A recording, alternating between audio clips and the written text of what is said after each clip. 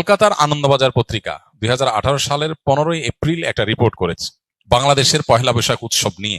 সেটা শিরোনামটা খুবই গুরুত্বপূর্ণ এবং আমাদের চিন্তার খোরাক যোগাবে।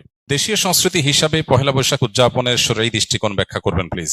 দেখুন, ইসলামে একজন মানুষকে বেঁচে থাকার জন্য আনন্দ, বিনোদন এবং সাংস্কৃতিক যে আয়োজন আছে সেগুলোকে ইসলাম মৌলিকভাবে নিষেধ করে না, বরং পৃথিবীর যে কোনো দেশের যে কোনো অঞ্চলের মানুষের নিজস্ব যে সংস্কৃতি আছে, নিজস্ব যে কৃষ্টি কালচার আছে, এই সমস্ত কৃষ্টি কালচার, আনন্দ, বিনোদন, সংস্কৃতি এগুলোর কোনোটা যদি কোরআন এবং হাদিসের সাথে মৌলিকভাবে কোনো সাংঘর্ষিক কিছু এগুলোতে না থাকে, তাহলে শরিয়া সেগুলোকে অনুমোদন করে, নিষেধ করে না। যেমন আমাদের নবী করিম সাল্লাল্লাহু আলাইহি সাল্লাম মক্কায় এবং মদিনায় তার এই উভয় জীবনে মক্কার এবং মদিনার মানুষদের আবহমান কাল থেকে চলে আসা অনেক কৃষ্টি কালচার আছে যেগুলোকে তিনি অস্বীকার করেননি, যেগুলোর সাথে কোরআন এবং হাদিসের কোনো সংঘর্ষ নেই। আর যদি কোনোটার কোরআন এবং হাদিসের কোনো বিশেষ নির্দেশনা, নীতিমালা, প্রিন্সিপালস এর কোনো সাংঘর্ষিকতা তিনি দেখতে পেয়েছেন, তাহলে সেটাকে তিনি নিষেধ করেছেন। আরবের মানুষের বহু কৃষ্টি কালচারকে নবী করিম সাল্লাল্লাহু আলাইহি সাল্লাম মৌন সম্মতির মাধ্যমে অনুমোদন করেছেন, কারণ সেগুলোর সাথে কোরআন হাদিসের কোনো সাংঘর্ষিকতা পাওয়া যায়নি। আমাদের দেশে এরকম অনেক কৃষ্টি কালচার গ্রাম বাংলায় ছিল, এখনো অনেকগুলো আছে। যেমন একটা অত্যন্ত পরিচিত উৎসব, একটা সংস্কৃতি আমাদের সমাজের গ্রাম বাংলার ছিল, সেটা হলো নবান্ন উৎসব। নব অন্ন, নতুন খাবার। নতুন ধান যখন উঠতো তখন সেই নতুন ধানের চাল দিয়ে পায়েস রান্না করা, পিঠা রান্না করা, বিভিন্ন রকমের খাবারের ব্যবস্থা করা, ভাত রান্না করা, এটা একটা আনন্দের উপলক্ষ ছিল গ্রাম বাংলার মানুষের। ঘরে ঘরে ধান উঠেছে, সে উপলক্ষে রান্না বাড়া এবং খাবার দাবার ব্যবস্থা করা। এই নবান্ন উৎসব, এখানে এমন কিছু নাই যেটা আসলে শরিয়া নিষেধ করেছে। অতএব শরিয়া দৃষ্টিকোণ থেকে এটা নাজায়েজ কোনো বিষয় না, আমরা সেটা করতেই পারি। এরকম অনেক উৎসব আছে যে উৎসবগুলোকে শরিয়ার দৃষ্টিকোণ থেকে নিষিদ্ধ বলার কোনো সুযোগ নাই। পহেলা বৈশাখের কথা যদি আমরা বলি, তাহলে সেক্ষেত্রে আমরা দেখতে পাই পহেলা বৈশাখ এটা আসলে বাংলাদেশের বা বাঙালি জাতির আবহমান কাল থেকে চলে আসা কোনো কালচার কি না। পহেলা বৈশাখের যে রূপ আমরা দেখতে পাই এখন, এটা তো শুরু হয়েছে 1989 সাল থেকে। ধাপে ধাপে এটা পরিবর্তিত হয়েছে, সেটা আমরা জানি সবাই। বাট এটার একেবারে প্রাচীন রূপ যদি আমরা দেখি পহেলা বৈশাখের, তাহলে দেখতে পাই পহেলা বৈশাখ উপলক্ষে মূলত জমিদারি প্রথা যখন চালু ছিল এ অঞ্চলে, তখন জমিদাররা বছরের যে খাজনা নিত কৃষকদের কাছ থেকে, এই খাজনা তোলার শেষে বছরের প্রথম দিনে তারা এই পহেলা বৈশাখে তারা একটু মিষ্টি মন্ডা প্রজাদেরকে খাওয়াতো। তাহলে এটা ছিল খাজনা উত্তোলন উৎসব, যেটা করতো জমিদারেরা। জমিদার প্রথা বিলুপ্ত হয়ে যাওয়ার পর এই খাজনা উত্তোলন প্রথাও বিলুপ্ত হয়ে গেছে। এরপরে পহেলা বৈশাখের দ্বিতীয় ধাপে যে কালচারটা আমরা আমাদের শৈশব থেকে দেখে বড় হয়েছি গ্রাম বাংলায়, সেটা হলো গ্রামে শহরের সব জায়গায় একটা কালচার ছিল, সেটা হলো হাল খাতা।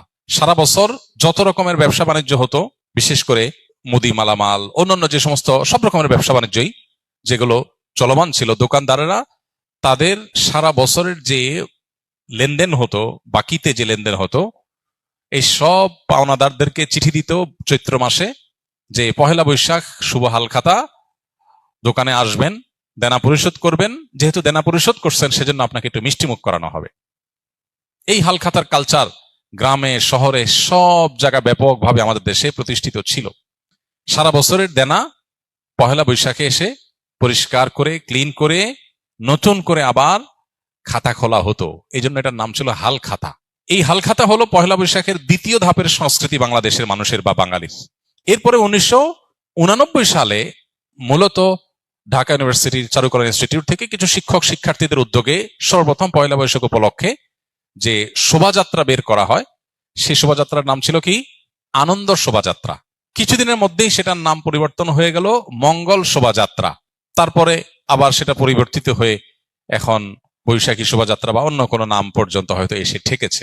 এই যে মঙ্গল শোভাযাত্রা, যেটি পহেলা বৈশাখ উপলক্ষে দীর্ঘ বেশ অনেক বছর যাবৎ খুব ঘটা করে প্রতিপালিত হয়েছে আমাদের সমাজে, এটা প্রথম কথা হলো বাংলাদেশের মানুষের বা বাঙালি জাতির আবহমান কাল থেকে চলে আসা কোনো কালচার না। কৃষ্টি বা কালচার কোনো কলেজ বিশ্ববিদ্যালয় থেকে পরিকল্পিতভাবে নোট লেখে একদম সাজিয়ে গুছিয়ে কোনো কৃষ্টি বা কালচার এভাবে শুরু হয় না। আমাদের বাংলাদেশের মানুষের যে আবহমান কাল থেকে যে চলে আসা কালচারগুলো একেবারে মানুষের ভেতর থেকে উঠে এসেছে, এই পহেলা বৈশাখ উপলক্ষে মঙ্গল শোভাযাত্রার নামে যা হচ্ছে, অন্তত এটা কখনো সে আবহমানকাল থেকে চলে আসা বাংলাদেশের মানুষের মধ্য থেকে গড়ে ওঠা, বেড়ে ওঠা কোনো কৃষ্টি বা কালচার না।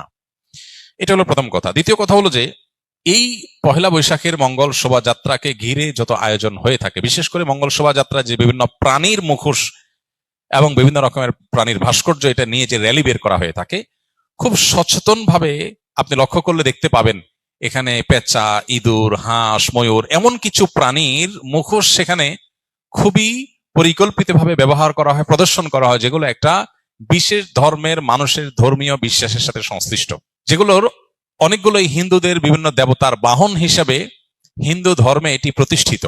এবং এই যে শোভাযাত্রা হয়ে থাকে, এই শোভাযাত্রার আয়োজক চারুকলা ইনস্টিটিউট সংশ্লিষ্ট শিক্ষক বৃন্দ, ব্যক্তিবর্গ বিভিন্ন সময়ে যে সমস্ত বক্তব্য পত্রপত্রিকা দিয়েছেন, আপনি এখনো গুগল করলে, অনলাইনে সার্চ করলে আপনি দেখতে পাবেন যে তারা স্পষ্ট করে বলেছেন মঙ্গল শোভাযাত্রাটা হলো মঙ্গলের উদ্দেশ্যে যাত্রা। মানে এই যাত্রা কেন হচ্ছে? যাতে করে মঙ্গল আসে।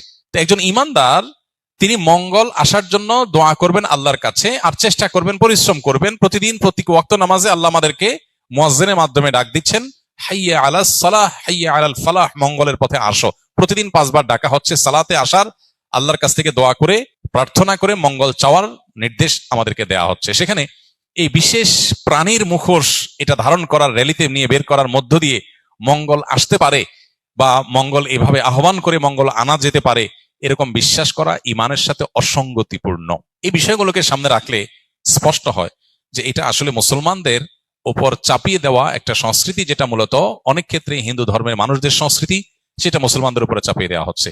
পহেলা বৈশাখকে ঘিরে, মঙ্গল শোভাযাত্রাকে ঘিরে যে কালচার, যে কৃষ্টি আমাদের সমাজে আজ পরিচিতি লাভ করেছে, যেটা আমরা মঙ্গল শোভাযাত্রা দেখতে পাই, এইটাতে আপনি যে সমস্ত উপাদান দেখতে পাবেন, এগুলো মূলত একটা বিশেষ ধর্মের মানুষের ধর্মীয় বিষয় আশয়, সেগুলোকে বাঙালি সংস্কৃতির নামে আমাদের সমাজে গেলানো হচ্ছে। খুবই দুর্ভাগ্যজনক বাস্তবতা। নবীজি বলেছেন, মান তাশাব্বাহা বিকওমিন ফাহুয়া মিনহুম, যে ব্যক্তি কোনো জাতির সাথে সাদৃশ্য গ্রহণ করবে সে তাদের অন্তর্ভুক্ত হয়ে যাবে।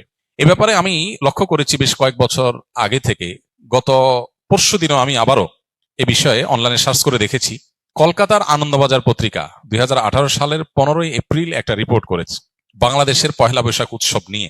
সেটা শিরোনামটা খুবই গুরুত্বপূর্ণ এবং আমাদের চিন্তার খোরাক যোগাবে। এখনো সেটা অনলাইনে আছে, এখনো আছে। মানে কখন ডিলিট করে ফেলে তারা বা ডিলিট হয়ে যায় আমরা জানি না, তবে এখনো আছে। কলকাতার আনন্দবাজার পত্রিকা ঢাকার এই পহেলা বৈশাখ উপলক্ষে যে আয়োজন, বাঙালি উৎসবের নামে যেটা গেলানো হচ্ছে মুসলমানদেরকে, সেটা সম্পর্কে শিরোনাম করেছে, হেডলাইন করেছে, ঢাকার পয়লা যেন অষ্টমীর এক ডালিয়া। অতএব এরপরও যদি কোনো মানুষ, কোনো মুসলমান যদি বিভ্রান্তিতে থাকেন, তাহলে তাকে আল্লাহর উপর ন্যস্ত করা ছাড়া আর কিচ্ছু করার নেই। আমাদের দায়িত্বশীল ব্যক্তিগণের প্রতি আমাদের উদাত্ত আহ্বান থাকবে, তারা অবশ্যই আমাদের দেশের সংস্কৃতিকে ধারণ করবেন, সেটার প্রচার করবেন, আমরা সেটা ধারণ করব, প্রচার করব। কিন্তু আরোপিত দেশীয় সংস্কৃতির নামে আরোপিত ভিন্ন ধর্মের বিশ্বাস, চিন্তা, চেতনা, কৃষ্টি, কালচারকে মুসলমানদের মধ্যে গেলাবার চেষ্টা, এটা খুবই দুর্ভাগ্যজনক একটা বিষয়। এটা বন্ধ হওয়া উচিত এবং এটার ব্যাপারে আমাদের সচেতন হওয়া উচিত। আল্লাহ আমাদের সচেতন থাকার তৌফিক